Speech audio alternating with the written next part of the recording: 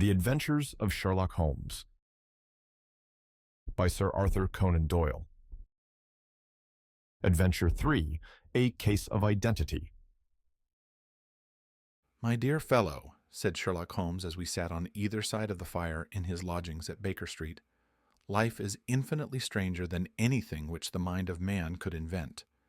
We would not dare to conceive the things which are really mere commonplaces of existence.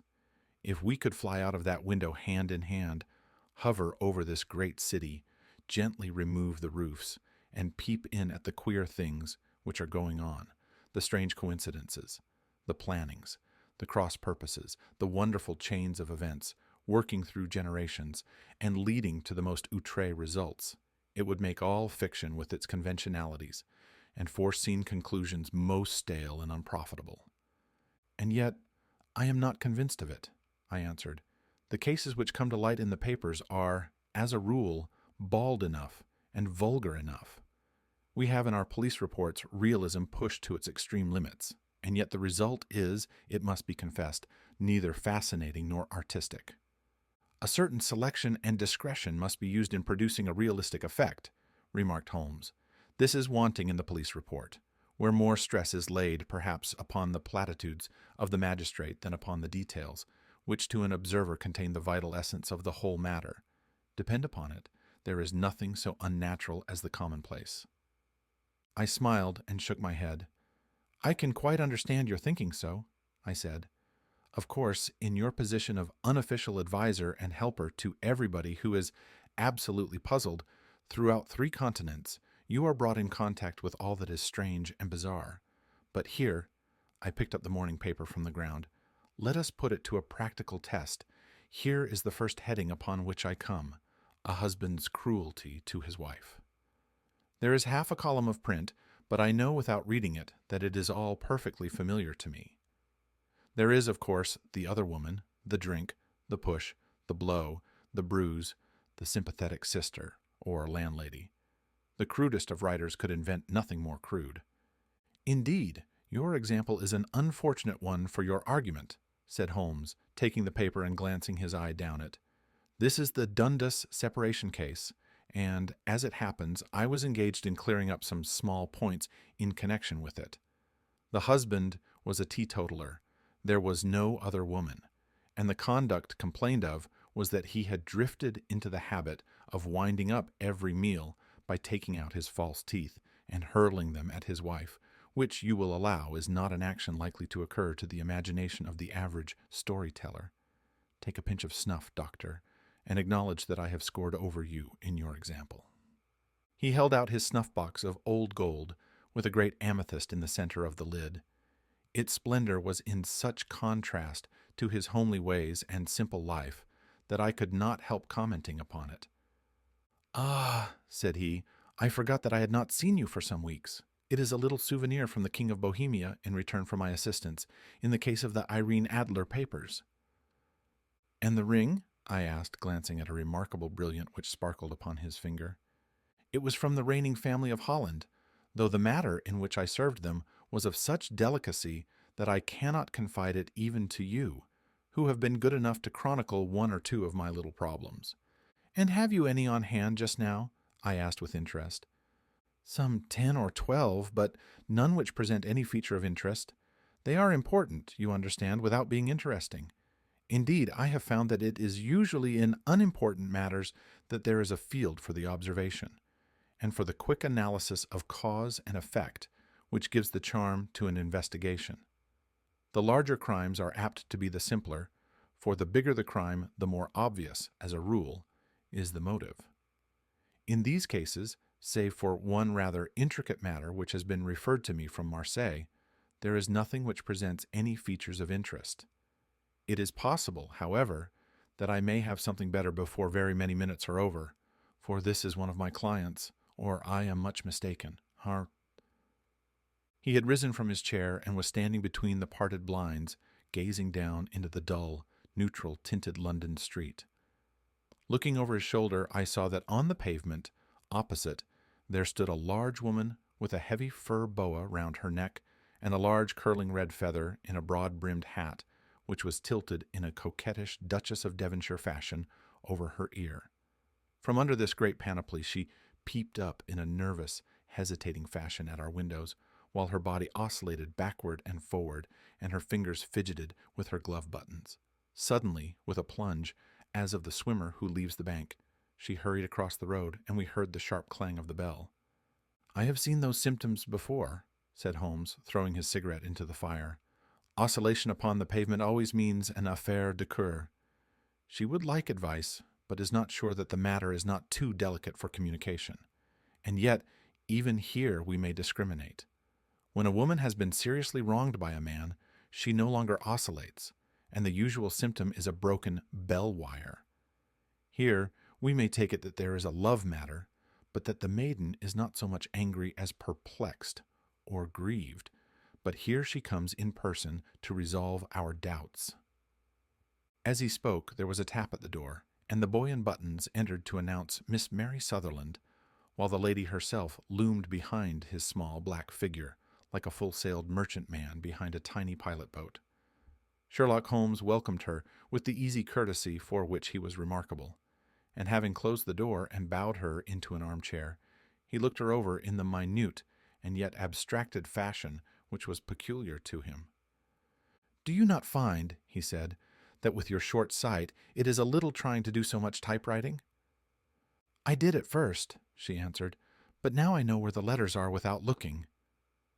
Then, suddenly realizing the full purport of his words, she gave a violent start and looked up, with fear and astonishment upon her broad, good-humored face. "You've heard about me, Mr. Holmes," she cried, "else how could you know all that?" "Never mind," said Holmes, laughing. "It is my business to know things. Perhaps I have trained myself to see what others overlook. If not, why should you come to consult me?" "I came to you, sir, because I heard of you from Mrs. Etheredge, whose husband you found so easy when the police and everyone had given him up for dead. Oh, Mr. Holmes, I wish you would do as much for me. I'm not rich, but still, I have 100 a year in my own right, besides the little that I make by the machine, and I would give it all to know what has become of Mr. Hosmer Angel." "Why did you come away to consult me in such a hurry?"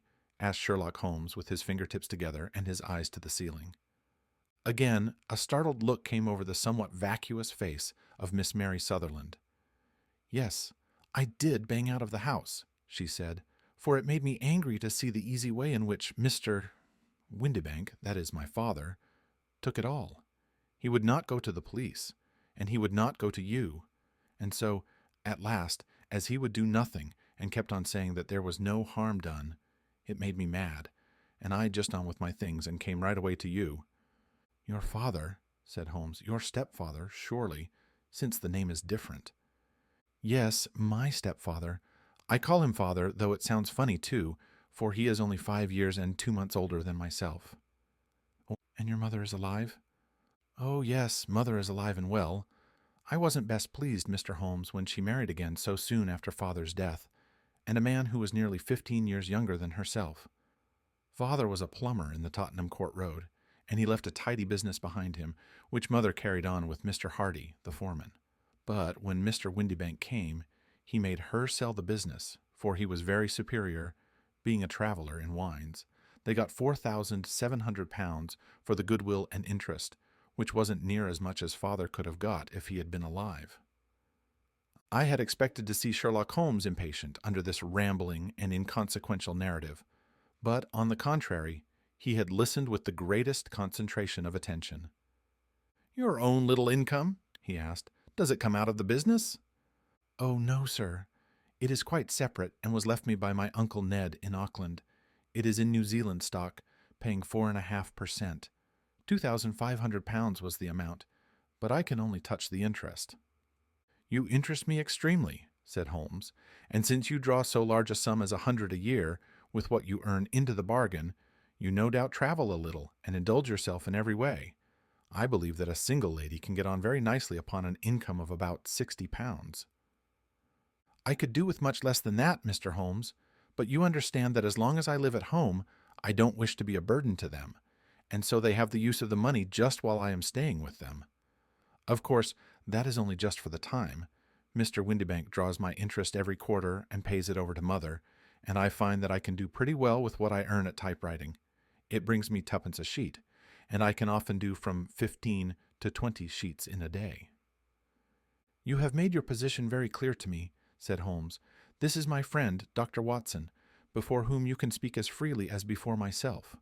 Kindly tell us now all about your connection with Mr. Hosmer Angel." A flush stole over Miss Sutherland's face, and she picked nervously at the fringe of her jacket. "I met him first at the gasfitters' ball," she said. "They used to send Father tickets when he was alive, and then afterwards they remembered us and sent them to Mother. Mr. Windybank did not wish us to go. He never did wish us to go anywhere. He would get quite mad if I wanted so much as to join a Sunday school treat.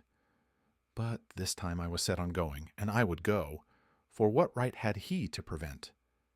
He said the folk were not fit for us to know, when all Father's friends were to be there, and he said that I had nothing fit to wear, when I had my purple plush, that I had never so much as taken out of the drawer. At last, when nothing else would do, he went off to France upon the business of the firm, but we went, Mother and I, with Mr. Hardy, who used to be our foreman, and it was there I met Mr. Hosmer Angel. Eh?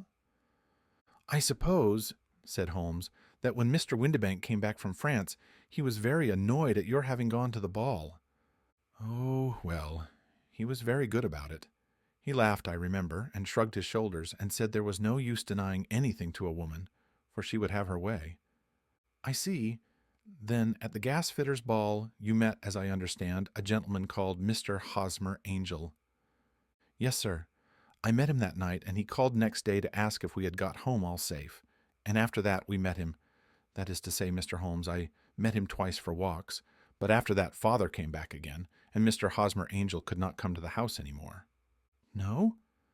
"Well, you know Father didn't like anything of the sort. He wouldn't have any visitors if he could help it, and he used to say that a woman should be happy in her own family circle. But then, as I used to say to Mother, a woman wants her own circle to begin with, and I had not got mine yet." "But how about Mr. Hosmer Angel? Did he make no attempt to see you?" "Well, Father was going off to France again in a week, and Hosmer wrote and said that it would be safer and better not to see each other until he had gone. We could write in the meantime, and he used to write every day. I took the letters in the morning, so there was no need for Father to know." "Were you engaged to the gentleman at this time?" "Oh, yes, Mr. Holmes. We were engaged after the first walk that we took. Mr. Angel was a cashier in an office in Leadenhall Street. And what office? That's the worst of it, Mr. Holmes. I don't know." "Where did he live then?"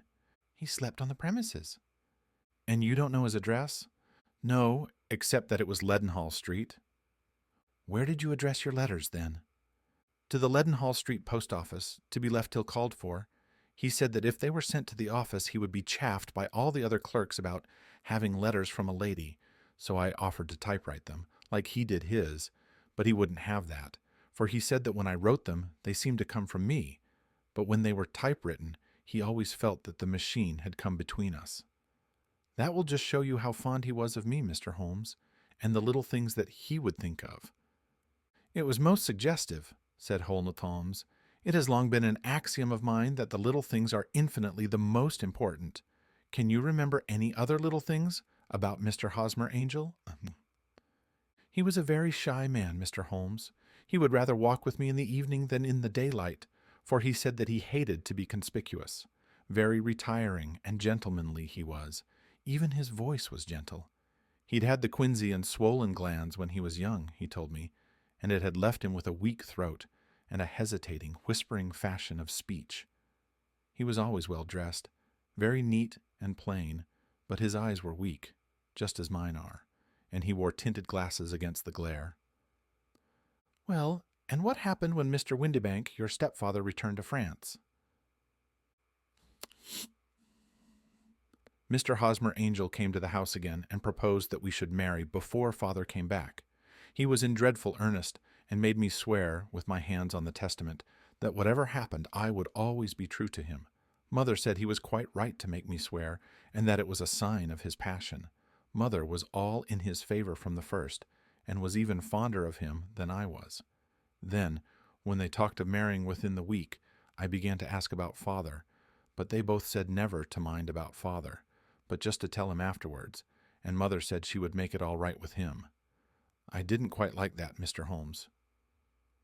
It seemed funny that I should ask his leave, as he was only a few years older than me, but I didn't want to do anything on the sly, so I wrote to father at Bordeaux, where the company has its French offices, but the letter came back to me on the very morning of the wedding. It missed him then? Yes, sir, for he had started to England just before it arrived. Ha! That was unfortunate. Your wedding was arranged then for the Friday. Was it to be in church? Yes, sir, but very quietly. It was to be at St. Saviour's near King's Cross, and we were to have breakfast afterwards at the St. Pancras Hotel. Hosmer came for us in a hansom, but as there were two of us, he put us both into it, and stepped himself into a four-wheeler, which happened to be the only other cab in the street. We got to the church first, and when the four-wheeler drove up, we waited for him to step out, but he never did. And when the cabman got down from the box and looked, there was no one there. The cabman said that he could not imagine what had become of him, for he had seen him get in with his own eyes. That was last Friday, Mr. Holmes, and I have never seen or heard anything since then to throw any light upon what became of him. It seems to me that you have been very shamefully treated, said Holmes. Oh, no, sir. He was too good and kind to leave me so. Why, all the morning he was saying to me that, whatever happened, I was to be true, and that even if something quite unforeseen occurred to separate us, I was always to remember that I was pledged to him, and that he would claim his pledge sooner or later. It seemed strange talk for a wedding morning, but what has happened since gives a meaning to it. Man running away through a doorway. Most certainly it does. Your own opinion is, then, that some unforeseen catastrophe has occurred to him? Yes, sir. I believe that he foresaw some danger, or else he would not have talked so, and then I think that what he foresaw happened. But you have no notion as to what it could have been. None. One more question. How did your mother take the matter? She was angry and said that I was never to speak of the matter again. And your father? Did you tell him? Yes, and he seemed to think with me that something had happened, and that I should hear of Hosmer again. As he said, what interest could anyone have in bringing me to the doors of the church, and then leaving me? Now, if he had borrowed my money, or if he had married me and got my money settled on him, there might be some reason. But Hosmer was very independent about money, and never would look at a shilling of mine. And yet, what could have happened? And why could he not write? Oh, it drives me half mad to think of it, and I can't sleep a wink at night. She pulled a little handkerchief out of her muff and began to sob heavily into it. I shall glance into the case for you, said Holmes, rising, and I have no doubt that we shall reach some definite result. Let the weight of the matter rest upon me now, and do not let your mind dwell upon it further. Above all, try to let Mr. Hosmer Angel vanish from your memory, as he has done from your life. Then you don't think I'll see him again? I fear not. Then what has happened to him? You will leave that question in my hands. I should like an accurate description of him, and any letters of his which you can spare. I advertised for him in last Saturday's Chronicle, said she. Here is the slip, and here are 4 letters from him. Thank you. And your address? No, 31 Lyon Place, Camberwell. Mr. Angel's address you never had, I understand. Where is your father's place of business? He travels for Westhouse and Marbank, the great claret importers of Fenchurch Street. Thank you. You have made your statement very clearly. You will leave the papers here, and remember the advice which I have given you. Let the whole incident be a sealed book, and do not allow it to affect your life. You are very kind, Mr. Holmes, but I cannot do that. I shall be true to Hosmer. He shall find me ready when he comes back. For all the preposterous hat and the vacuous face, there was something noble in the simple faith of our visitor which compelled our respect. She laid her little bundle of papers upon the table and went her way, with a promise to come again whenever she might be summoned. Sherlock Holmes sat silent for a few minutes with his fingertips still pressed together, his legs stretched out in front of him, and his gaze directed upward to the ceiling. Then he took down from the rack the old and oily clay pipe which was to him as a counselor, and having lit it, he leaned back in his chair with the thick blue cloud wreaths spinning up from him, and a look of infinite languor in his face. "Quite an interesting study, that maiden," he observed. "I found her more interesting than her little problem, which, by the way, is rather a trite one. You will find parallel cases if you consult my index in Andover in 1777, and there was something of the sort at The Hague last year.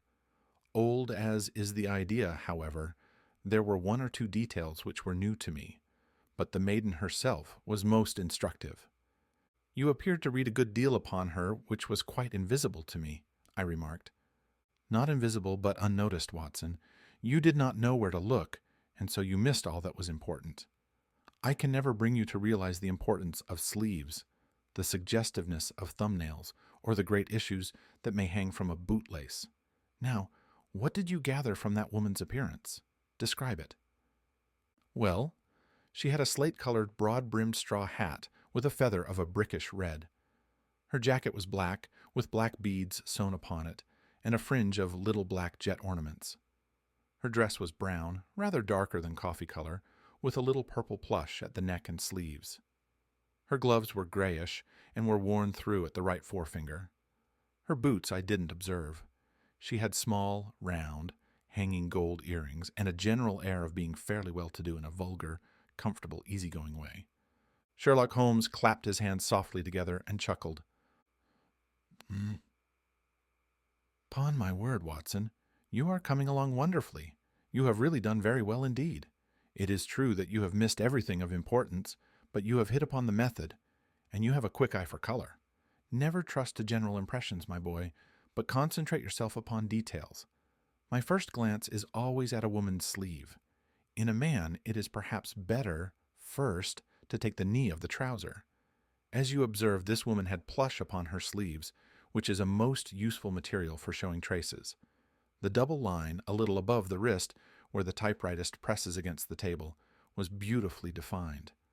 The sewing machine, of the hand type, leaves a similar mark, but only on the left arm and on the side of it farthest from the thumb, instead of being right across the broadest part, as this was.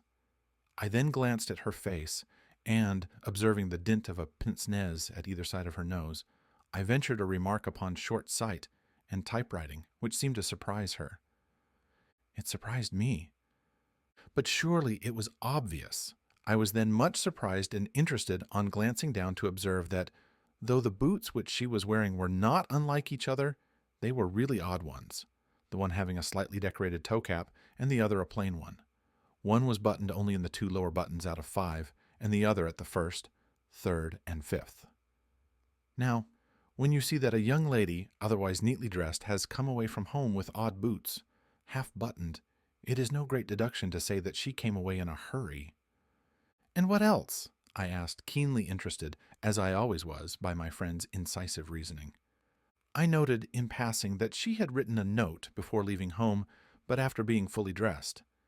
You observed that her right glove was torn at the forefinger, but you did not apparently see that both glove and finger were stained with violet ink. She had written in a hurry and dipped her pen too deep. It must have been this morning, or the mark would not remain clear upon the finger. All this is amusing, though rather elementary. But I must go back to business, Watson. Would you mind reading me the advertised description of Mr. Hosmer Angel, Mt.?" I held the little printed slip to the light. "Missing," it said, "on the morning of the 14th, a gentleman named Hosmer Angel, about 5'7" in height, strongly built, sallow complexion, black hair, a little bald in the center, bushy, black side whiskers and mustache, tinted glasses, slight infirmity of speech. Was dressed, when last seen, in black frock coat, faced with silk, black waistcoat, gold Albert chain, and gray Harris tweed trousers, with brown gaiters over elastic-sided boots, known to have been employed in an office in Leadenhall Street. Anybody bringing, "That will do," said Holmes. "As to the letters," he continued, glancing over them, "they are very commonplace. Absolutely no clue in them to Mr. Angel, save that he quotes Balzac once. There is one remarkable point, however, which will no doubt strike you." "They are typewritten," I remarked. "Not only that, but the signature is typewritten. Look at the neat little Hosmer angel at the bottom. There is a date, you see, but no superscription except Leadenhall Street, which is rather vague. The point about the signature is very suggestive. In fact, we may call it conclusive. Of what? My dear fellow, is it possible you do not see how strongly it bears upon the case?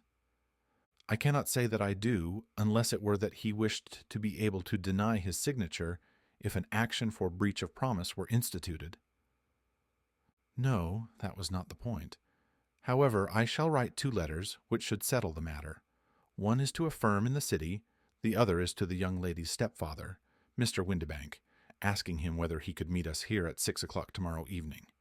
It is just as well that we should do business with the male relatives. And now, Doctor, we can do nothing until the answers to those letters come, so we may put our little problem upon the shelf for the interim. I had had so many reasons to believe in my friend's subtle powers of reasoning and extraordinary energy in action that I felt that he must have some solid grounds for the assured and easy demeanor with which he treated the singular mystery which he had been called upon to fathom. Once only had I known him to fail, in the case of the King of Bohemia and of the Irene Adler photograph. But when I looked back to the weird business of the Sign of 4, and the extraordinary circumstances connected with the study in scarlet, I felt that it would be a strange tangle indeed, which he could not unravel. I left him then, still puffing at his black clay pipe, with the conviction that when I came again on the next evening, I would find that he held in his hands all the clues which would lead up to the identity of the disappearing bridegroom of Miss Mary Sutherland. A professional case of great gravity was engaging my own attention at the time, and the whole of next day I was busy at the bedside of the sufferer. It was not until close upon 6 o'clock that I found myself free and was able to spring into a hansom and drive to Baker Street, half afraid that I might be too late to assist at the denouement of the little mystery. I found Sherlock Holmes alone, however, half asleep, with his long, thin form curled up in the recesses of his armchair. A formidable array of bottles and test tubes, with the pungent, cleanly smell of hydrochloric acid, told me that he had spent his day in the chemical work which was so dear to him. "Well, have you solved it?" I asked as I entered. "Yes, it was the bisulfate of baryta." No, the mystery," I cried. "Oh, that! I thought of the salt that I have been working upon. There was never any mystery in the matter, though, as I said yesterday, some of the details are of interest. The only drawback is that there is no law, I fear, that can touch the scoundrel." "Who was he, then, and what was his object in deserting Miss Sutherland?" The question was hardly out of my mouth, and Holmes had not yet opened his lips to reply, when we heard a heavy footfall in the passage and a tap at the door. "This is the girl's stepfather, Mr. James Windibank," said Holmes. "He has written to me to say that he would be here at 6. Come in."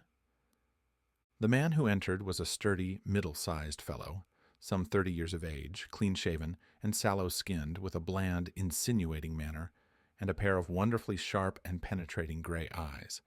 He shot a questioning glance at each of us, placed his shiny top hat upon the sideboard, and with a slight bow sidled down into the nearest chair. "Good evening, Mr. James Windibank," said Holmes. "I think that this typewritten letter is from you, in which you made an appointment with me for 6 o'clock?" "Yes, sir.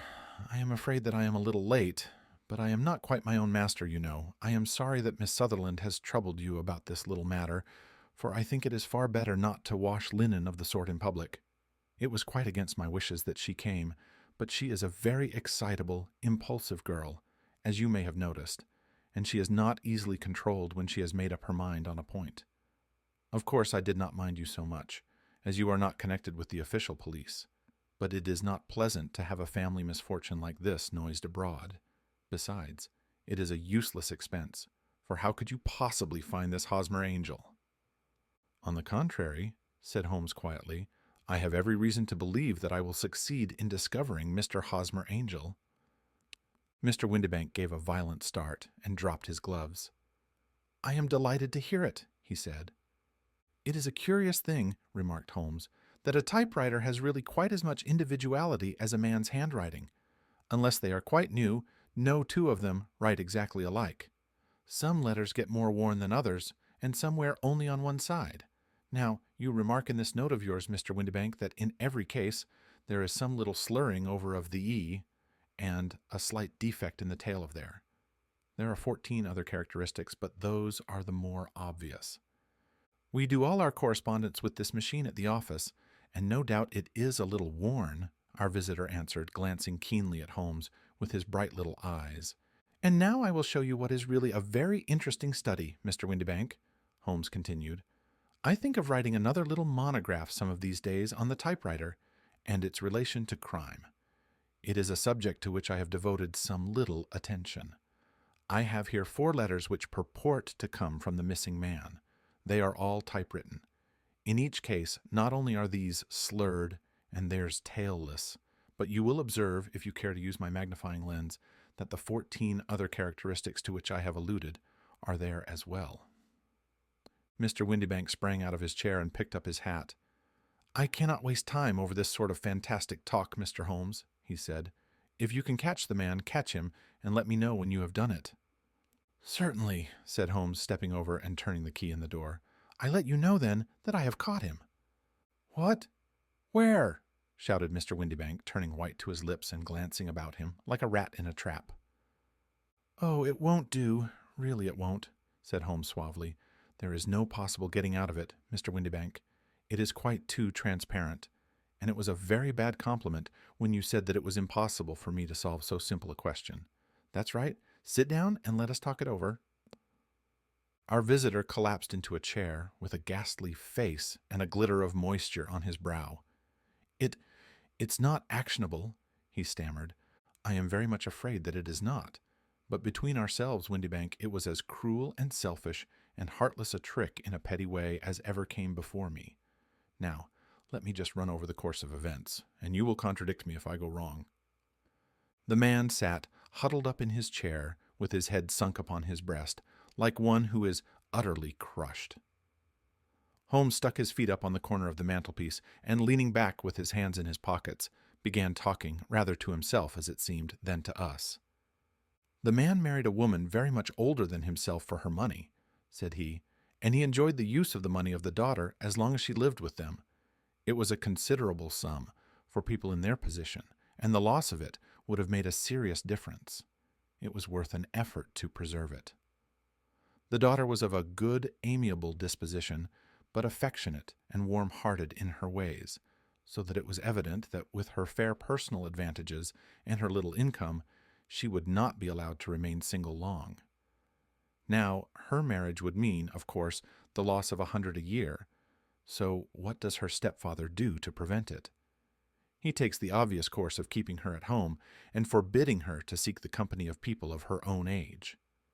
But soon he found that that would not answer forever. She became restive, insisted upon her rights, and finally announced her positive intention of going to a certain ball. What does her clever stepfather do then? He conceives an idea more creditable to his head than to his heart. With the connivance and assistance of his wife, he disguised himself, covered those keen eyes with tinted glasses, masked the face with a mustache and a pair of bushy whiskers, sunk that clear voice into an insinuating whisper, and doubly secure on account of the girl's short sight, he appears as Mr. Hosmer Angel and keeps off other lovers by making love himself. It was only a joke at first, groaned our visitor. We never thought that she would have been so carried away. Very likely not. However that may be, the young lady was very decidedly carried away, and having quite made up her mind that her stepfather was in France, the suspicion of treachery never for an instant entered her mind. She was flattered by the gentleman's attentions, and the effect was increased by the loudly expressed admiration of her mother. Then Mr. Angel began to call, for it was obvious that the matter should be pushed as far as it would go if a real effect were to be produced. There were meetings, and an engagement which would finally secure the girl's affections from turning towards anyone else. But the deception could not be kept up forever. These pretended journeys to France were rather cumbrous.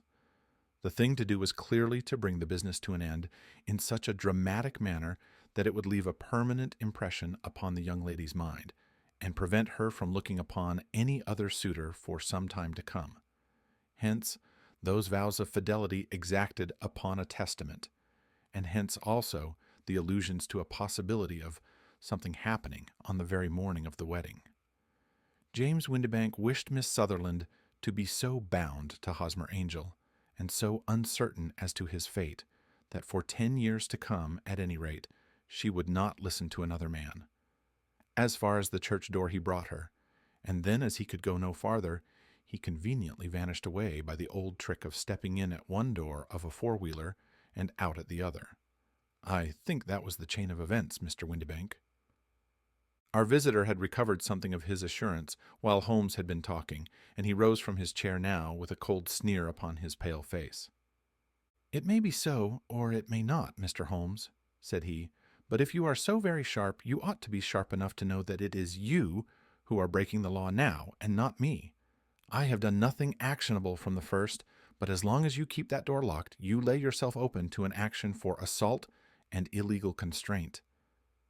"The law cannot, as you say, touch you," said Holmes, unlocking and throwing open the door. "Yet there never was a man who deserved punishment more. If the young lady has a brother or a friend, he ought to lay a whip across your shoulders. By Jove," he continued, flushing up at the sight of the bitter sneer upon the man's face, "it is not part of my duties to my client, but here's a hunting crop handy, and I think I shall just treat myself to—" He took 2 swift steps to the whip, but before he could grasp it there was a wild clatter of steps upon the stairs. The heavy hall door banged, and from the window we could see Mr. James Windibank running at the top of his speed down the road. "There's a cold-blooded scoundrel," said Holmes, laughing, as he threw himself down into his chair once more. "That fellow will rise from crime to crime until he does something very bad and ends on a gallows. The case has, in some respects, been not entirely devoid of interest." "I cannot now entirely see all the steps of your reasoning," I remarked. "Well, of course it was obvious from the first that this Mr. Hosmer Angel must have some strong object for his curious conduct, and it was equally clear that the only man who really profited by the incident, as far as we could see, was the stepfather. Then the fact that the 2 men were never together, but that the one always appeared when the other was away, was suggestive. So were the tinted spectacles and the curious voice, which both hinted at a disguise, as did the bushy whiskers. My suspicions were all confirmed by his peculiar action in typewriting his signature, which, of course, inferred that his handwriting was so familiar to her that she would recognize even the smallest sample of it. You see, all these isolated facts, together with many minor ones, all pointed in the same direction. "And how did you verify them?" "Having once spotted my man, it was easy to get corroboration. I knew the firm for which this man worked. Having taken the printed description, I eliminated everything from it which could be the result of a disguise, the whiskers, the glasses, the voice, and I sent it to the firm with a request that they would inform me whether it answered to the description of any of their travelers. I had already noticed the peculiarities of the typewriter, and I wrote to the man himself at his business address, asking him if he would come here. As I expected, his reply was typewritten and revealed the same trivial but characteristic defects. The same post brought me a letter from Westhouse and Marbank of Fenchurch Street to say that the description tallied in every respect with that of their employee, James Windibank. Voilà tout. "And Miss Sutherland?" "If I tell her, she will not believe me. You may remember the old Persian saying, 'There is danger for him who taketh the tiger cub, and danger also for whoso snatches a delusion from a woman.' There is as much sense in Hafiz as in Horace, and as much knowledge of the world.